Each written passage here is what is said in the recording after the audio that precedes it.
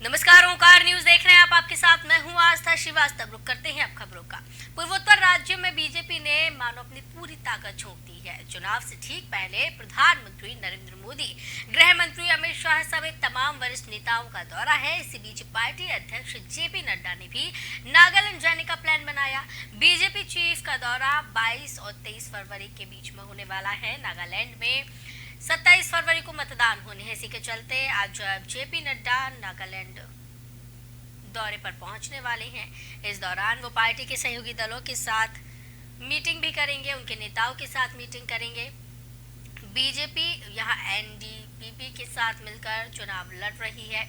वो सहयोगी दल के नेताओं के साथ मिलकर नागालैंड की जनता से गठबंधन को जिताने की अपील करेंगे। इस दौरान पार्टी चीफ नड्डा अपने उम्मीदवारों से भी मुलाकात करेंगे जो पार्टी की टिकट पर चुनाव लड़ रही हैं। उन्हें अपने क्षेत्र में अभियान को सुचारू रूप से चलाने की सलाह दे सकते हैं। तो बता दें, 60 सीटों वाले विधानसभा में बीजेपी 20 सीटों पर चुनाव लड़ रही है, जबकि एनडीपीपी ने 44 सीटों पर अपने उम्मीदवार उतारे हैं। नागालैंड के मुख्यमंत्री और एनडीपीपी नेता नेफ्यू रियो ने कहा कि एनडीपीपी और बीजेपी 40-20 के सीटों के बंटवारे के साथ गठबंधन सहयोगी के रूप में आगामी चुनाव में विजयी होंगे। नागालैंड विधानसभा चुनाव के लिए मेघालय के साथ 27 फरवरी को मतदान होगा। मतगणना 2 मार्च को त्रिपुरा के साथ होने वाली है। तो आपको बता दें कि नागालैंड दौरे पर जेपी नड्डा हैं और पूरी ताकत चुनावों में अपनी झोंक रही है। बीजेपी ने अपनी कमर कस ली है और इसी के चलते लगातार बीजेपी के दिग्गज नेताओं के दौरों का सिलसिला जारी है। नागालैंड के लिए बीजेपी ने घोषणा पत्र भी बीते दिनों जारी किया था। घोषणा पत्र में इस दौरान मामूली आधारों पर तय नहीं किया जाता है। नड्डा ने ये कहा था, उन्होंने कहा था कि सत्ता की बागडोर किसे सौंपी जाए, ये किसी मामूली आधार पर तय नहीं किया जा सकता। इसके लिए बहुत ही गहन विचार विमर्श की जरूरत होती है। उन्होंने आगे ये भी कहा था कि 5 साल पहले पिछली सरकारों में नागालैंड को बंद, नाकाबंदी, उग्रवाद, अपहरण और टारगेट किलिंग के लिए जाना जाता था, लेकिन इस दौरान प्रधानमंत्री नरेंद्र मोदी की अध्यक्षता में, उनके नेतृत्व में यहाँ पर विकास भी हुआ है और विकास की एक कहानी गढ़ी गई। पिछले 8 सालों में विद्रोह 80% से ज्यादा कम यहाँ पर हो गए हैं। तो चुनावों में पूरी ताकत बीजेपी झोंक रही है और इसी के चलते जेपी नड्डा पहुंचने वाले हैं नागालैंड और वहां पर मौजूद सहयोगी दल के नेताओं से मुलाकात करेंगे और बातचीत करेंगे। तमाम दिशा निर्देश वो दे सकते हैं। 40-20 के सीटों के बंटवारे से बीजेपी यहाँ पर चुनाव लड़ रही है। 20 सीटों पर यहाँ पर बीजेपी चुनाव लड़ रही है। नागालैंड में आपको बता दें 27 फरवरी को मतदान होना है। इसी दौरान वो पार्टी के सहयोगी दलों के नेताओं के साथ मीटिंग कर सकते हैं। बीजेपी यहाँ पर एनडीपीपी के साथ मिलकर चुनाव लड़ रही है। वो सहयोगी दल के नेताओं के साथ मिलकर नागालैंड की जनता से गठबंधन को जिताने की अपील करेंगे। इस दौरान पार्टी चीफ नड्डा अपने उम्मीदवारों से भी मुलाकात करेंगे जो पार्टी की टिकट पर चुनाव लड़ रही हैं। उन्हें अपने क्षेत्र में अभियान को सुचारू रूप से चलाने की सलाह जेपी नड्डा दे सकते हैं। बता दें, विधानसभा 60 है यहाँ पर और 20 सीटों पर बीजेपी चुनाव लड़ रही है और 40 सीटों पर सहयोगी दल एनडीपीपी चुनाव लड़ रही है। एनडीपीपी नेता नेफ्यू रियो ने कहा है कि एनडीपीपी और बीजेपी 40-20 के सीटों के बंटवारे के साथ गठबंधन सहयोगी के रूप में आगामी चुनाव में विजयी होंगे। नागालैंड विधानसभा चुनाव के लिए मेघालय के साथ 27 फरवरी को मतदान होना है। मतगणना 2 मार्च को त्रिपुरा के साथ होगी।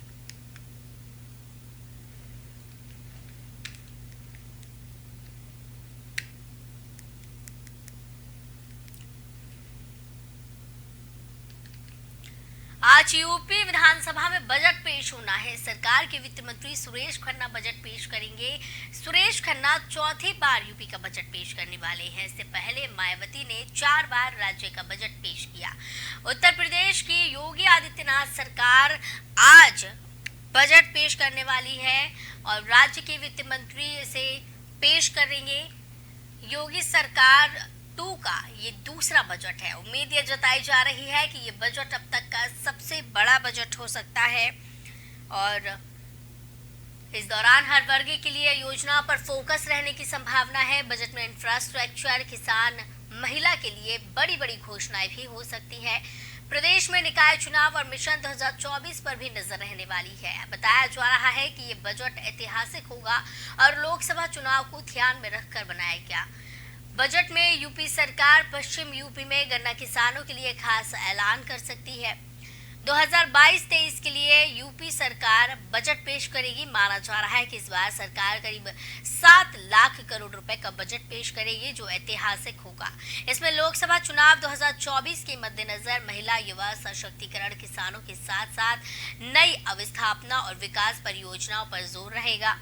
बता दें, इससे पहले 26 मई 2022 को योगी सरकार ने 6,48 करोड़ का बजट पेश किया था, जो अब तक का सबसे बड़ा बजट था। तो आपको बताते चलें, आखिरी बार 26 मई 2022 को 6 लाख करोड़ लगभग का बजट पेश किया गया था। इससे पहला बजट 5 लाख करोड़ के आसपास का था। और साथ ही साथ वित्त विभाग के सूत्रों ने मंगलवार को ये भी बताया कि बजट में कुछ नई योजनाओं की घोषणा की जा सकती है और केंद्र की योजनाओं पर बजट बढ़ाया भी जा सकता है। आज योगी सरकार बजट पेश करने वाली है। ये 2.0 का बजट है। तो आपको बता दें कि बजट में क्या कुछ खास हो सकता है। उम्मीद जताई जा रही है कि बजट में प्रदेश में बनने वाले एक्सप्रेसवे के लिए एक बड़ी रकम का ऐलान हो सकता है। कानपुर में बन रहे पनकी और अलीगढ़ में हरदुआगंज पावर प्रोजेक्ट के लिए भी धन की व्यवस्था होने की संभावना है। आगरा, झांसी और गोरखपुर में मेट्रो परियोजना, जेवर और अयोध्या में बन रहे इंटरनेशनल एयरपोर्ट में तेजी लाने के लिए धनराशि का आवंटित किया जा सकता है। शिक्षा, स्वास्थ्य, एमएसएमई, कृषि के क्षेत्र में अधिक बजट देकर आम आदमी को राहत पहुंचाई जा सकती है। बजट में प्रदेश के करीब 40 लाख युवाओं को स्मार्टफोन और टैबलेट देने की व्यवस्था भी यहां पर की जा सकती है। 2025 में प्रयागराज में होने वाले महाकुंभ की तैयारियों के लिए भी बजट में शामिल किया जा सकता है। इस दौरान आपको बता दें, प्रदेश में निकाय चुनाव और मिशन 2024 पर भी नजर रहने वाली है। बताया जा रहा है कि ये बजट ऐतिहासिक होगा। लोकसभा चुनाव को ध्यान में रखकर भी इस बजट को बनाए जाने की उम्मीद है। बजट में यूपी सरकार पश्चिमी यूपी में गन्ना किसानों के लिए खास ऐलान कर सकती है। पश्चिमी यूपी के लिए स्पोर्ट्स, मेट्रो रेल और एक्सप्रेस वे की घोषणा हो सकती है। तो वहीं बुंदेलखंड के लिए इंफ्रास्ट्रक्चर, पेयजल मिशन, किसान, महिला, आमदनी और सांस्कृतिक पर्यटन आदि पर जोर रहेगा। वहीं अवध क्षेत्र में धार्मिक शहरों का विकास, मेट्रो रेल परियोजना और प्रयागराज महाकुंभ केंद्र में रह सकते हैं। पूर्वांचल के लिए लिंक एक्सप्रेसवे, पशुपालन, दुग्ध उद्योग, शिक्षा और स्वास्थ्य पर ज्यादा ध्यान दिया जा सकता है।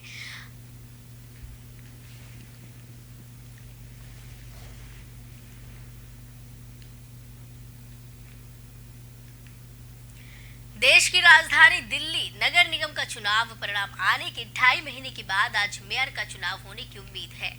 पीठासीन अधिकारी सत्या शर्मा ने मेयर का चुनाव कराने के मकसद से सदन की बैठक सुप्रीम कोर्ट की दखल के बाद चौथी बार बुलाई।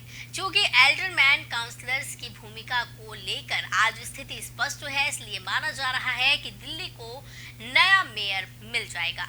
दरअसल दिल्ली नगर निगम के लिए चुनाव नवंबर-दिसंबर 2022 में हुआ था। एमसीडी चुनाव परिणाम भी 7 दिसंबर को आ गए थे। उसके बाद नवनिर्वाचित पार्षद, नामित विधायक, दिल्ली के लोकसभा और राज्यसभा के 10 सांसदों को वोटिंग के जरिए नए मेयर, डिप्टी मेयर और स्टैंडिंग कमेटी के सदस्यों का चुनाव करना था। इसको लेकर आज से पहले 3 और बैठकें हुई। इन बैठकों का आयोजन 6 जनवरी, 24 जनवरी और 6 फरवरी को हुआ। तीनों मेयर चुनाव कराने के मकसद से आहूत एमसीडी सदन की बैठक आप बीजेपी पार्षद व नेताओं के हंगामे के बीच बेनतीजा साबित हुई। तीनों बार पीठासीन अधिकारी सत्या शर्मा ने बैठक को स्थगित कर दिया। आम आदमी पार्टी मेयर पद की प्रत्याशी शैली ओबरॉय मेयर का चुनाव बार बार स्थगित होने के बाद सुप्रीम कोर्ट का दरवाजा खटखटाया। सुप्रीम कोर्ट ने साफ कर दिया कि मेयर चुनाव में एल्डरमैन काउंसलर्स मतदान नहीं करेंगे। यही वजह है कि एमसीडी सदन की आज बुलाई गई बैठक में मेयर, डिप्टी मेयर और स्टैंडिंग कमेटी के 6 सदस्यों का चुनाव होने की पूरी उम्मीद जताई जा रही है।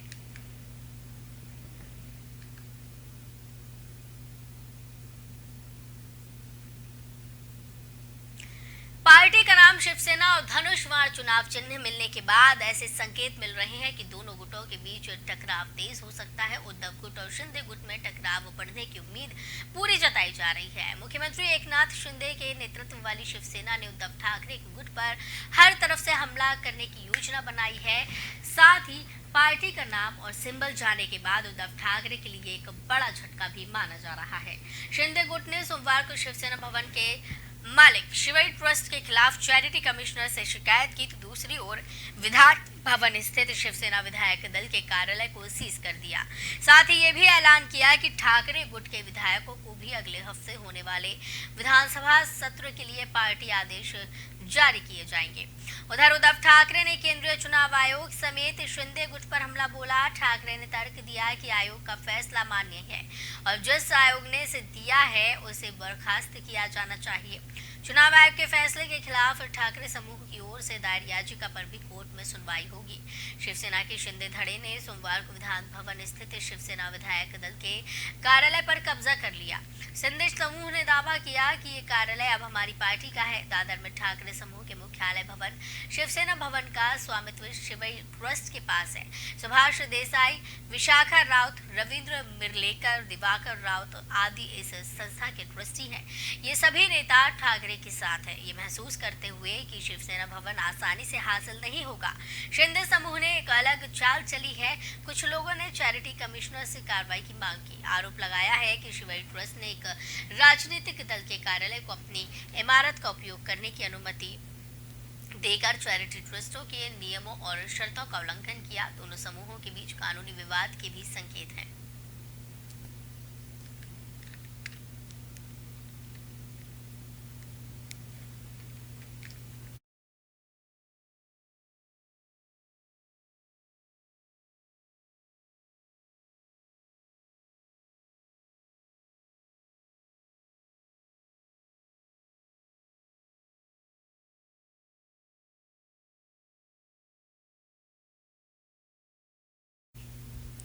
तो आपको बता दें कि शिंदे और उद्धव गुट में लड़ाई तेज होती हुई नजर आ रही है।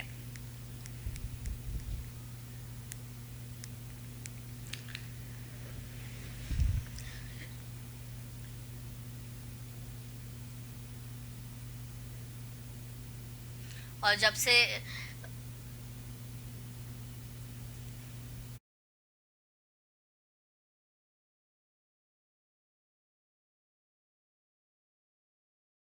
पार्टी का नाम शिवसेना और धनुषवाण चुनाव चिन्ह शिंदे गुट को मिला है, उसके बाद से ही दोनों ही पार्टियों में, दोनों ही गुटों में टकराव की स्थिति पैदा होती हुई नजर आ रही है। दोनों गुटों के बीच टकराव तेज होने की संभावना जताई जा रही है, क्योंकि मुख्यमंत्री एकनाथ शिंदे के नेतृत्व वाली शिवसेना ने उद्धव ठाकरे गुट पर हर तरफ से हमला करने की योजना बना ली है। साथ ही पार्टी का नाम और सिंबल जाने के बाद उद्धव ठाकरे के लिए ये एक बड़ा झटका माना जा रहा है। शिंदे गुट ने सोमवार को शिवसेना भवन के मालिक शिवाई ट्रस्ट के खिलाफ चैरिटी कमिश्नर से शिकायत की, तो दूसरी ओर विधान भवन स्थित शिवसेना विधायक दल के कार्यालय को सीज किया गया। साथ ही ये भी ऐलान किया गया कि ठाकरे गुट के विधायकों को भी अगले हफ्ते होने वाले विधानसभा सत्र के लिए पार्टी आदेश जारी किए जाएंगे। उधर उद्धव ठाकरे ने केंद्रीय चुनाव आयोग समेत शिंदे गुट पर हमला बोला है। ठाकरे ने तर्क दिया कि आयोग का फैसला अमान्य है और जिस आयोग ने इसे दिया है उसे बर्खास्त किया जाना चाहिए। चुनाव आयोग के फैसले के खिलाफ ठाकरे समूह की ओर से दायर याचिका पर भी कोर्ट में सुनवाई होगी। शिवसेना के शिंदे धड़े ने सोमवार को विधान भवन स्थित शिवसेना विधायक दल के कार्यालय पर कब्जा कर लिया। शिंदे समूह ने दावा ये भी किया कि कार्यालय अब हमारी पार्टी का है। सुभाष देसाई, विशाखा राउत, रविंद्र मिर्लेकर, दिवाकर राउत सहित कई संख्या में यहाँ पर ट्रस्टी हैं, यहाँ पर कई लोग ट्रस्टी हैं। ये सभी नेता ठाकरे के साथ बताए जाते हैं, ये महसूस करते हुए कि शिवसेना भवन आसानी से हासिल नहीं होगा। शिंदे समूह ने एक अलग चाल चली है। कुछ लोगों ने चैरिटी कमिश्नर से कार्रवाई की भी इस दौरान मांग की है।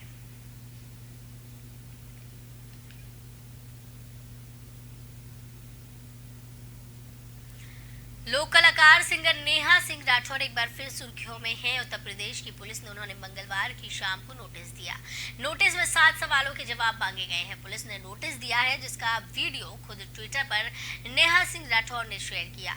इस वीडियो में उनके पति भी साथ दिख रहे हैं। उत्तर प्रदेश में विधानसभा चुनाव के वक्त यूपी में काबा गाना काफी सुर्खियों में रहा था। दरअसल ये मामला गाने से जुड़ा हुआ है। नेहा सिंह अपने गानों को यूट्यूब और ट्विटर पर शेयर करती हैं। उनके गानों में तंज कसा होता है। कभी रोजगार के लिए गा चुकी हैं तो कभी कई और अन्य मुद्दों पर उन्होंने गीत गाए। लोगों को उनके गीत खूब पसंद आते हैं। हाल ही में एक गाना उनका आया है जो यूपी में काबा सीजन 2 है। इस गाने से मामला जुड़ा है। नोटिस में लिखा गया है कि उनके गीत ने समाज में वैमनस्य फैलाने का काम किया है। तो नेहा सिंह विवादों में घिरी हुई हैं और इसी को लेकर उनको नोटिस दिया गया है। उन्होंने खुद इसका वीडियो शेयर किया है और वीडियो शेयर करते हुए उन्होंने बताया है कि यूपी में काबा गाने वाली नेहा सिंह राठौर यानी उन्हें ही नोटिस जारी हुआ है। यूपी में काबा गाने वाली बिहार की नेहा सिंह राठौर को अकबरपुर कोतवाली पुलिस ने मंगलवार रात उनके दिल्ली स्थित घर पर 160 CRPC की नोटिस दे दी है। मड़ौली गांव में मां बेटी के जिंदा जलने के बाद नेहा ने अपने ट्विटर हैंडल, फेसबुक व यूट्यूब चैनल से यूपी में काबा समेत कई गाने पोस्ट कर सरकार पर तंज कसा था। सीओ अकबरपुर प्रभात कुमार ने बताया कि विभिन्न ट्वीट व मौखिक शिकायतें मिली थी कि नेहा के गानों से समाज में भेदभाव व वैमनस्यता फैल रही है। इसका संज्ञान लेकर नोटिस के माध्यम से 3 दिन के अंदर उनसे स्पष्टीकरण मांगा गया। नोटिस में पूछा गया कि क्या इंटरनेट मीडिया के जिन प्लेटफॉर्म पर ये गाने पोस्ट किए गए उन्हें वो खुद चलाती हैं या कोई और चलाता है।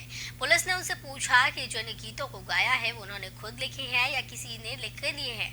गीत लिखने और गाने का आधार क्या है? स्पष्टीकरण न देने पर पुलिस आगे की विधिक कार्रवाई करेगी। नेहा ने विधानसभा चुनाव से पूर्व भी यूपी में काबा गाना गाया था और अब उसका पार्ट 2 रिलीज हुआ है, जिसके चलते वो फिर से विवादों में घिर गई हैं और उनके गाने लेकिन काफी लोगों को पसंद आते हैं।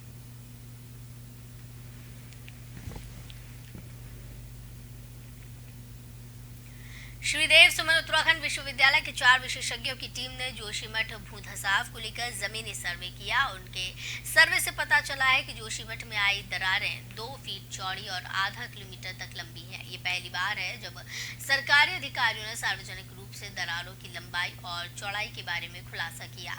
इस सर्वे से पता चलता है कि जोशीमठ में संकट कितना बड़ा है। विश्वविद्यालय ने जमीनी स्थिति का आकलन करने के लिए समिति का गठन किया और विशेषज्ञों ने 25 से 28 जनवरी के बीच हुई दरारों का अध्ययन किया।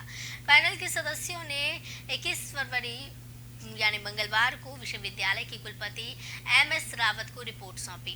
अब इसे उत्तराखंड सरकार को भेजा जाएगा। पैनल में भूगोल के प्रोफेसर DC गोस्वामी, भूविज्ञानी श्री कृष्ण नौटियाल और भूविज्ञान के सहायक प्रोफेसर कृष्णा गोस्वामी और अरविंद भट्ट शामिल हैं। पैनल सदस्य श्री कृष्ण नौटियाल ने कहा कि मनोहर बाग में दरारें 2 फीट जितनी चौड़ी थी। इसमें एक व्यक्ति के अंदर खड़े होने के लिए पर्याप्त जगह थी। वहीं खुले इलाकों में दरारें 300 मीटर तक और जहां निर्माण हो रहा है वहां आधा किलोमीटर तक फैली हुई थी। उन्होंने कहा कि दरारें जोशीमठ शहर के मध्य में रोपवे के पास है। पहले इसे भर दिया गया था लेकिन जब दोबारा से साइट की जांच की गई तो दरारें फिर से आ गई। समिति के सदस्यों ने कहा है कि NTPC की टनल बोरिंग मशीन सहित प्राकृतिक और मानव जनित दबाव के कारण बड़ी मात्रा में पानी का रिसाव हुआ है। आपको बता दें कि NTPC ने भू धसाव में अपनी भूमिका होने में शुरू से ही इनकार किया है। पैनल ने आगे कहा कि इस साल की मानसून की बारिश जोशीमठ के भविष्य को निर्धारित करने में महत्वपूर्ण भूमिका निभाएगी। उन्होंने कहा कि ये शहर की भार वाहन क्षमता है जिसे कम करने की आवश्यकता है। अगर शहर पर दबाव बढ़ाया गया तो इससे परेशानी और ज्यादा बढ़ेगी। विशेषज्ञों ने यह भी बताया कि जोशीमठ तकनीकी रूप से सक्रिय भूकंपीय क्षेत्र में है और निजी और सरकारी निर्माण कार्यों के दबाव में वर्तमान स्थिति को ट्रिगर किया।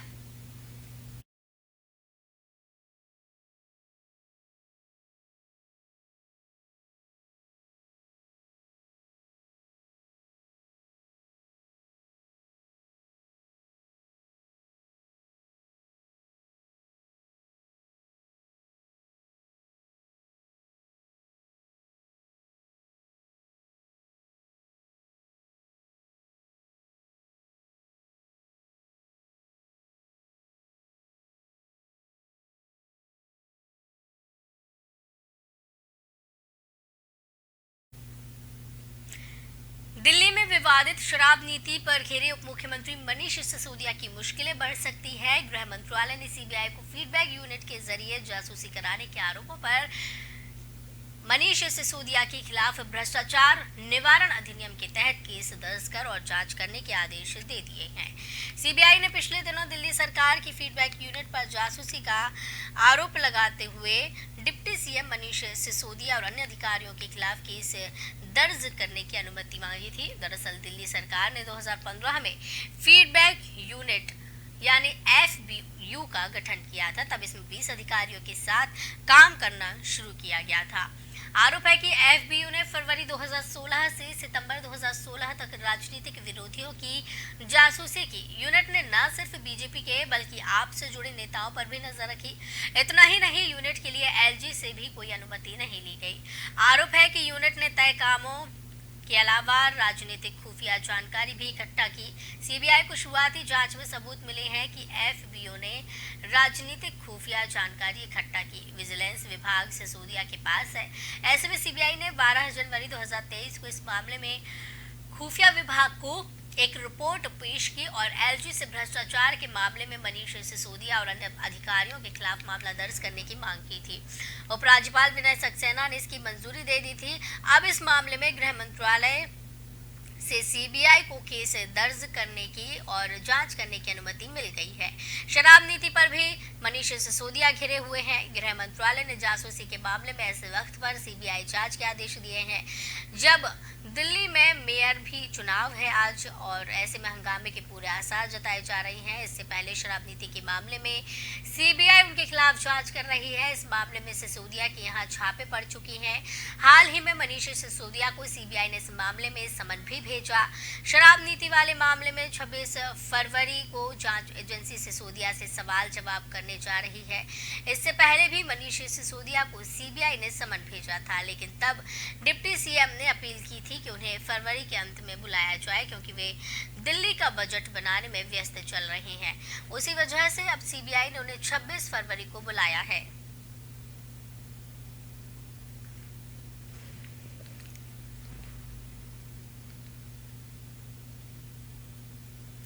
भिवानी कांड के बाद अब हरियाणा की नूंह पुलिस ने राजस्थान के पुलिसकर्मियों के खिलाफ बच्चे की मौत के मामले में मुकदमा दर्ज कर लिया है। 40 के करीब अज्ञात पुलिसकर्मियों के खिलाफ आईपीसी की धारा 312, 148, 149, 323, 553, 554 और 452 में केस नगीना पुलिस थाने में दर्ज हुआ। हरियाणा के हथीन में गौरक्षक के जुटने की भी संभावना जताई जा रही है।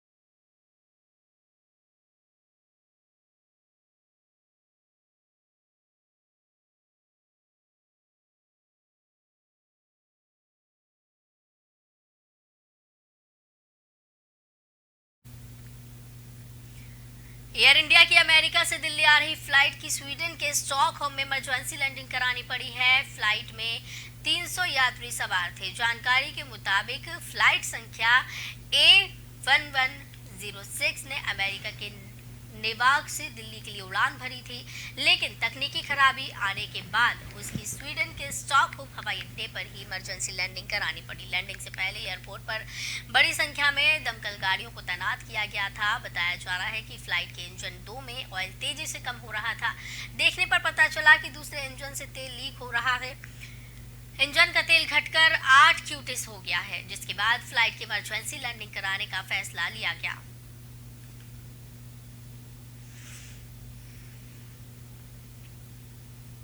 रेल मंत्रालय ने होली के अवसर पर यात्रियों की सुविधा के मद्देनजर कई होली स्पेशल ट्रेनों का परिचालन करने का निर्णय लिया है। इसमें से 16 जोड़ी ट्रेनें चलाई जाने वाली हैं और आपको बताते चले पहले ही चलाने की इसकी जानकारी दे दी गई। अब 4 और नई ट्रेन की जानकारी दी जा रही है। यात्री अपने घर जाने के लिए इन ट्रेनों में सीट बुक करा सकते हैं। इससे यात्रियों की टिकट की परेशानी खत्म हो जाएगी और आसानी से सफर कर सकेंगे।